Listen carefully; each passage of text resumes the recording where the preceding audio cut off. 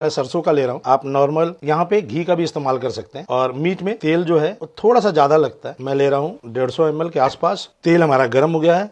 मैं डाल रहा हूँ 2 दालचीनी, बड़ी इलायची हाथ से खोल के डालेंगे, और ये भी हम डालेंगे 2 पीस। 5 हरी इलायची, 2 तेजपत्ते तोड़ के, कुछ काली मिर्च के दाने, 5 लौंग और 2 लाल मिर्च, इसे भी तोड़ के। और खड़े मसाले डालते हैं तो इसको हिलाने की भी जरूरत नहीं पड़ती, थोड़ी खुशबू और आने देते हैं। अच्छी खुशबू आने लगी। अब यहाँ पे हम डालेंगे कटा हुआ प्याज। मटन हम ले रहे हैं 1 किलो और प्याज हम लेंगे 400 ग्राम कटा हुआ। रीजन टू रीजन प्याज का इस्तेमाल कम और ज़्यादा होता है। इस रेसिपी के लिए 400 ग्राम प्याज का इस्तेमाल हम कर रहे हैं। और अब हमें प्याज को अच्छे तरीके तक गलने तक पकाना है। ढक्कन लगा देंगे और पकने देते हैं। इधर हमारा प्याज पक रहा है।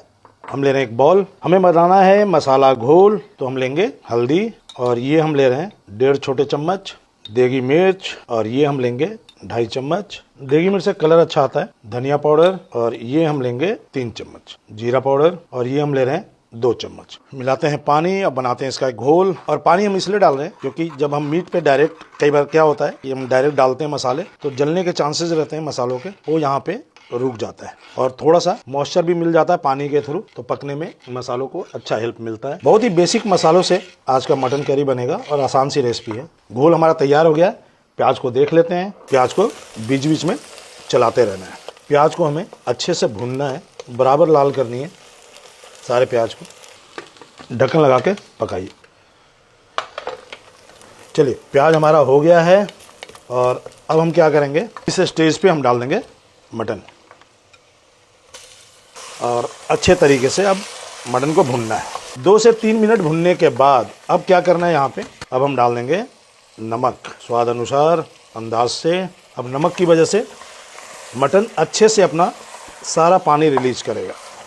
इस तरह से पलटा, मटन और प्रेशर कुकर, तीनों में जब आपस में इस तरीके से हम चलाते हैं, चोट पड़ती है तो प्याज हमारा गलता है।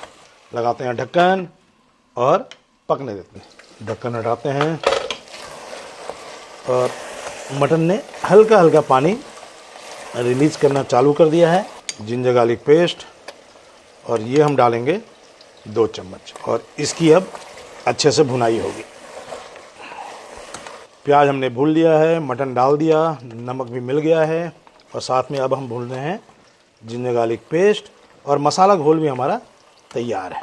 अब रंगत देखिएगा, धीरे धीरे और निखरेगा। लगाते हैं ढक्कन और भूनते हैं। 10 से 15 मिनट भूनेंगे।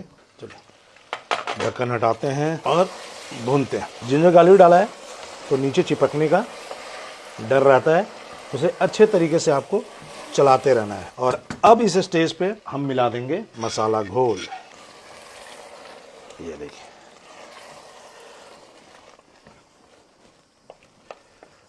चलाने के बाद वापस ढक्कन लगाएंगे और बीच बीच में ढक्कन हटा के चलाते रहेंगे। चलिए, ढक्कन हटाते हैं, और ये देखिए क्या खुशबू आ रही है। और अब यहाँ पे हम डालेंगे फेटी हुई दही, और दही लेना है हमें 100 ग्राम फेटी हुई, और अच्छे तरीके से हमें चला लेना है।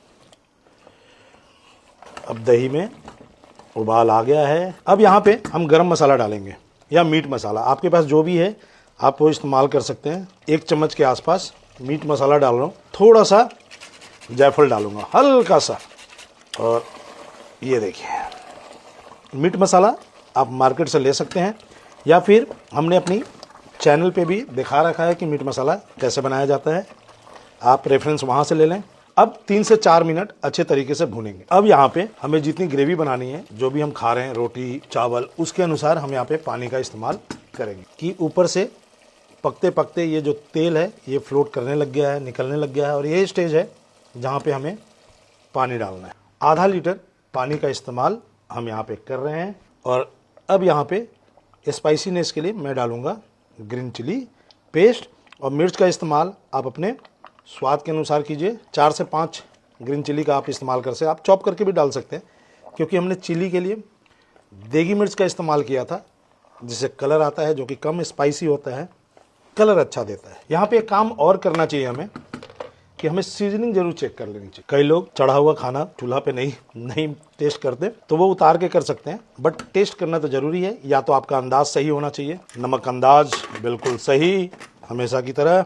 लगाते हैं ढक्कन और इसे 2 सीटी लगने तक पकाएंगे। 1 सीटी लगेगी फुल आंच में, उसके बाद आंच को हम कम कर देंगे और दूसरी सीटी हम स्लो आंच में लगाएंगे। ढक्कन खोलते हैं, ये देखिए रंगत, और हमारा मटन करी बनके पूरी तरह से तैयार है। चलिए प्लेटिंग करते हैं। इस मटन करी को आप एंजॉय कर सकते हैं अपने पसंद के नान, रोटी, पराठा और पुलाव के साथ। ऊपर से कुछ कटा हुआ हरा धनिया और देसी घी। मटन